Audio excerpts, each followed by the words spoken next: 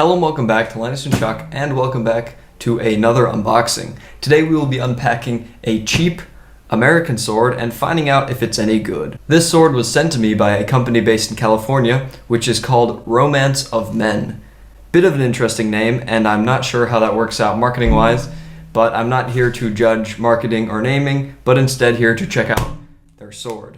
I already have the second camera set up, so we can get right into unboxing it. They seem to have this tape that's just going around some styrofoam, honestly. Doesn't seem like the most environmentally friendly conscious packaging that we have here.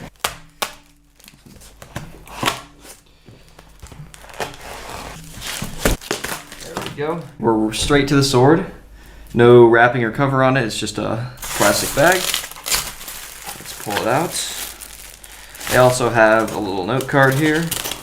Cool card, but it's basically just their website, nothing else in this box. So we'll take all this massive heap of styrofoam before I get it everywhere and put it aside because I do not want this filling my room. And take a look at this next. So what we have is this plastic cover over the sword, followed by another plastic cover. I was worried that this effect on the side would look cheap, but it looks pretty cool. It looks a little, it's like a burnt texture. So it seems that someone has burnt my sword, but that's fine with me because it looks pretty awesome. There's this plastic covering over the grip of the sword, which I'll be opening up now so we can get a full look at it. By the way, this sword retails at, I think normal retail price is around $150 US. But on sale, it was recently $120 to $110. So it's a budget sword for sure. You're not going to get the same level of materials as something more premium. But today I'm finding out how much worse is it basically than a more premium product, and if I would still recommend purchasing a product like this. Obviously, the grip is not quite as nice as from another sword, and the cloth that is wrapped around is quite clearly a polyester cloth and not a cotton cloth, so it's less of a premium cloth. We'll open it up and there's more plastic. Wow, the amount of plastic they used to wrap this thing is incredible. It is already oiled, what it looks like, so it does seem that there's already a coat of oil underneath. I guess the plastic will keep it oiled. I just don't want it to get it everywhere, to get all this oil everywhere, so I'm gonna have to unwrap this pretty carefully. It's not the most pleasant unboxing experience, but you don't really buy a sword for the unboxing experience, so let's see if it makes up in a few other categories. While someone with experience handling swords can tell right away that quite a few measures were taken to cut costs on this product, someone who is less experienced with handling swords and doesn't have as many to compare it to will probably not be able to tell quite as easily at where the cost-cutting measures were done. Overall, it has a good sturdiness to it. I wouldn't call it excellent, but it has a good sturdiness to it. And I think it's definitely usable so that you'd be able to perform cut tests with it and practice with it. I think for that it's definitely good enough. The saya feels quite light. There's not much to it. It's a pretty lightweight wood. Once again, the cloth on here is quite clearly a polyester cloth, so a synthetic cloth and not a cotton or a more premium type of material. The blade of the sword is a 1060 carbon steel, which has a higher hardness than a 1045. But a lesser hardness than a 1095 or equivalent steel. So you may think that because this is a 1060 steel and not a 1095, that this sword will break more easily. However, this is in fact not what hardness means. Hello, I am Science Linus, where today I'll be talking to you about how the hardness of a sword affects its performance. Your first thought might be that the hardness of a sword is how resistant it is to being broken. However, hardness is the measure of force required applied to a material before the surface of the material has an irreversible deformation. Basically, if you press on something, how much force it will take before you can no longer put it back to the way it was. Let me demonstrate. Let's say you have an object.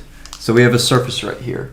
What you do to measure hardness is you press on that object with a force until this surface permanently deforms. That is the point of hardness. This is measured in a scale called HRC. For a katana, the hardness of the carbon steel generally ranges between an HRC of 60 and 45, 60 being the highest hardness. You may be thinking, why is this even relevant for a sword?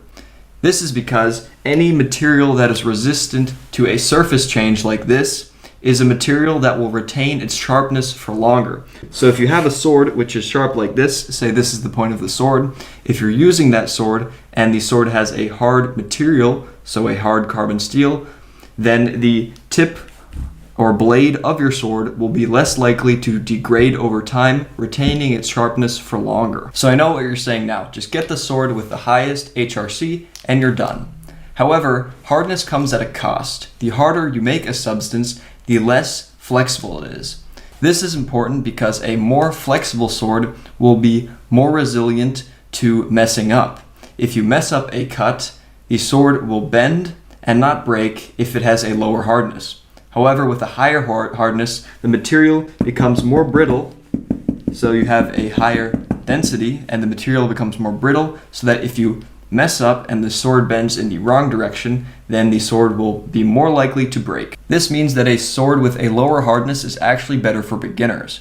It may not be as sharp and may not stay as sharp for as long, but a lower hardness means that the sword will not shatter as easily if you mess up and hit something at an angle it's not supposed to. Things like clay tampering heat the edge of the sword and increase its hardness. This means that the rest of the sword can have a lower hardness, making it more flexible, while the blade of the sword retains a higher sharpness for longer because of its increased hardness along the edge. The drawback to proper clay tampering is that you're going to have to pay more money for it. However, you can rest assured that a sword like this one with a hardness of 55 HRC will be able to stay sharp for quite a while.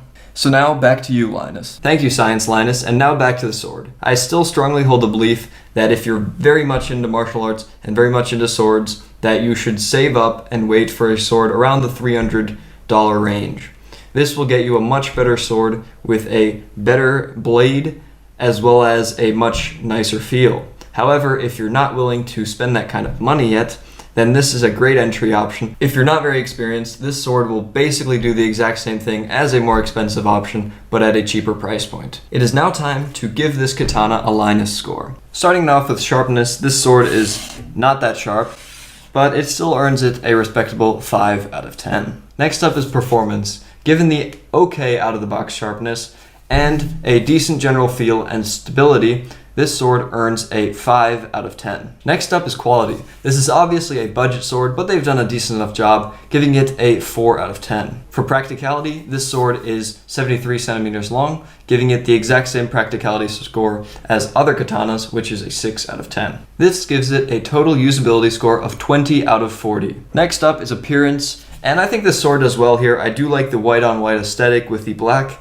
and I like the finish of the saya, giving it a score of 5 out of 10. Next up is appeal. This sword is not rare, expensive, or collectible, but it's still cool, giving it a 4 out of 10. In the next category, accessories, I was a little disappointed to see that the box was not out of paper, but instead out of a plastic styrofoam, and that there was nothing else in the box except a card. So there was no stand or any form of extra oil or a cloth to clean it. It was just the sword itself in a box, and that's it, which gives it an accessory score of 4 out of 10. Next up is value. Even though the sword is not nearly as usable or as nice to look at as a more expensive option, it also costs way less than those options, which gives it a good value score of 7 out of 10. This gives it a total display score of 20 out of 40, giving it a total Linus score of 40 out of 80. Here it is, unfairly matched against some more expensive katanas that I've reviewed before, but because these are the only ones that I've made Linus katana scores for, those are what it will be compared to.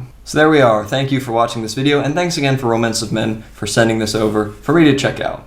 Don't forget to like and subscribe for more tutorials coming in the future, and go check out some variety of nunchuck and katana related tutorials that I have on my channel.